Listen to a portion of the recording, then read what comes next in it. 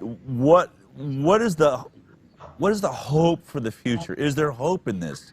What are we to learn as we move forward? Because on one level, you've described the weeds as being important. They're just like viruses are important, but our human connection too is so important to this.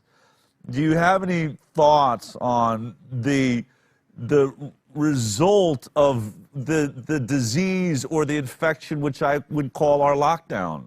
Our, as you said, our incorrect approach is its own disease of mindset. What would you like people to know, as you know, as a career, you stare in the eyes of these people that are going to have this transition period? Should we be afraid of death? Are we dying? Is this inhumane? Is there hope for us to move forward? Or are we just looking into a dark world that's now out of our control? If there's crimes against humanity being exercised right now, I don't believe that it's in a military lab. I believe that it's in those ICUs of dying patients alone. In what time in history have we decided that we need to, en masse, let people die alone? Marines are taught to never leave a soldier on the battlefield.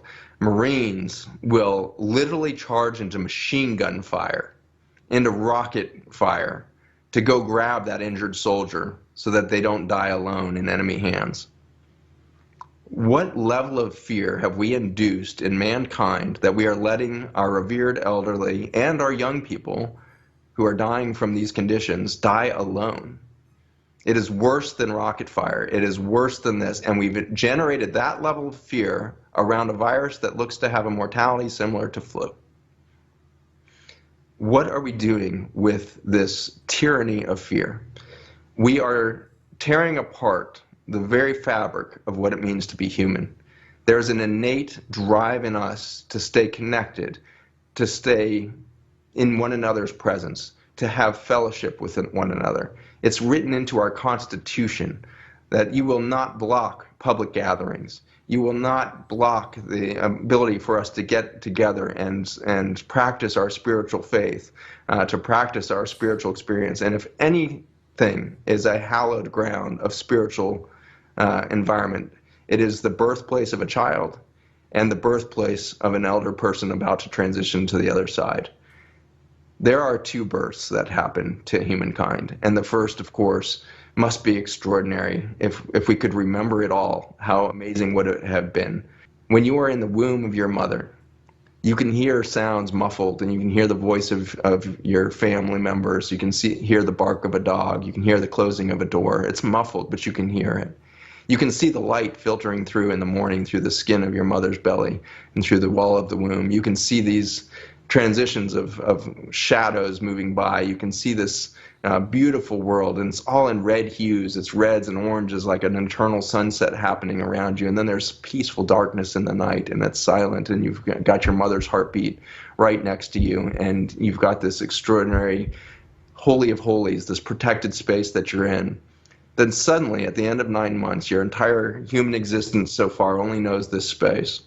You have this catastrophic event where intense pressure is put on you, and you're being covered in microbes as you go down this, and your immune system has never seen this. Your whole body has never seen this whole body of life that's coating you, and you're in this transit of dark tunnel and compression. Your heart rate is 180 and pushing 250 at moments because you are in this intense physiologic pressure state, and you think you are dying. I think that must pass the tissue levels possibilities. I think I'm dying because the light is gone, and all I hear is crushing pressure, and all I'm experiencing this. And then suddenly you're in the light, all the pressure is gone, and you can't believe the beauty around you. The face of your mother is mind-boggling. There's 1,000 colors in just the iris of her eye that's looking in your face. And you're staring at that for a second, and then there's this like halo of light and color from this explosion of filaments out of your mother's head that we call hair, and it's creating these rainbows of color. And so all you can do is stare above your mother's hair and look at that for a while. And then suddenly there's this extraordinary, scene as it unfolds of greens and blues and your first sunset. You can't believe how beautiful the world is. And then we go through a forgetting of the magic that we are alive right now. And we forget that we are in an exquisite miracle of beauty every day. And we are dumbed down to an existence of drywall box with no microbiome diversity into an off-gassing plastic car that off-gasses cyanide and micro toxins into the environment. And we show up in an office building in carpeted cubicles that off-gas carcinogens all day long, and then we go to a grocery store and pick up a bunch of food that was treated with carcinogens before it was harvested, and then we go home and we sit around blue light devices that reset our and screw up our circadian rhythms, and we get depressed and we get disconnected, and then we go through this extraordinary event. And suddenly there's darkness in an ICU, and your eyesight is failing, and you're starting to see things through the glass darkly again, and you see shadows, and you see this, and there's an intense sense of pressure as your body starts to collapse in on itself. You can't breathe, your heart rate's failing, everything's starting to go, and then you go into this dark tunnel. You can hear voices perhaps, and you have this overwhelming sense of biology is being crushed into oblivion right now. And then you come out the other side, and is more beautiful and more bright than you could have ever imagined. And then suddenly that doctor resuscitates you and pulls you back into the body.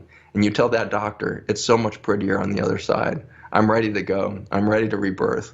I just found out that I'm fully accepted on the other side. I'm a beautiful creature of light energy, and I am excited to be there. The danger that we have right now is not a virus. The danger that we have right now is that we have sterilized ourselves from death.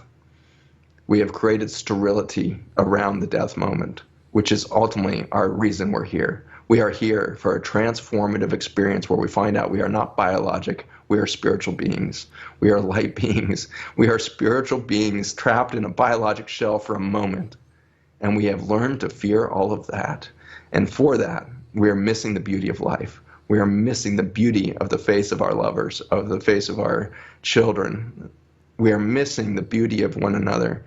And we are letting each other die alone out of fear of some genetic material that floats through the air and has since the beginning of time.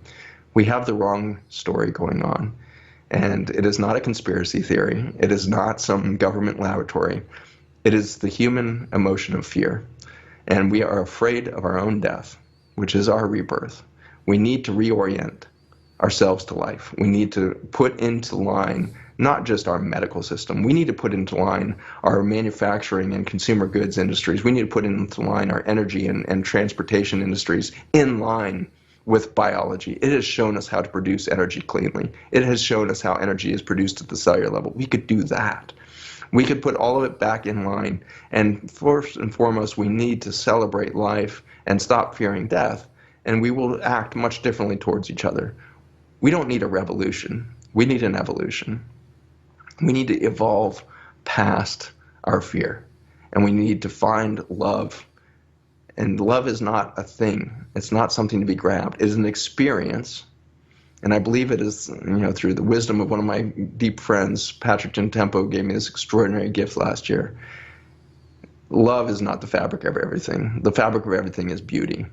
And our reaction to seeing the beauty is love. If you feel unloved, if you feel like you don't know what it means to love yourself or your loved one who is dying right now, then stop trying to generate the human emotion of love and start witnessing the beauty, and then you will experience the love. We need to see the beauty of the virome. We need to see the beauty of the microbiome. We need to see the beauty of a human breath. We need to see the beauty of a planet that can breathe when given the opportunity. We need to see the beauty of human touch, a hug. When we go back to a normal, I hope it's not the old normal. We need to find a new normal in these coming weeks. When they say you can go back to your normal activities, do not go back to your normal activities. Act much differently. See the beauty everywhere. Engage with the beauty, most of all in your fellow humanity. And let's love each other in the experience of each other's beauty to realize a much different future. Thank you, Zach. I think I want to leave it there. I think that is our message moving forward. We must not go back to normal. You're right. We are far more spectacular than being normal. Thank you for taking the time, Zach. Take care.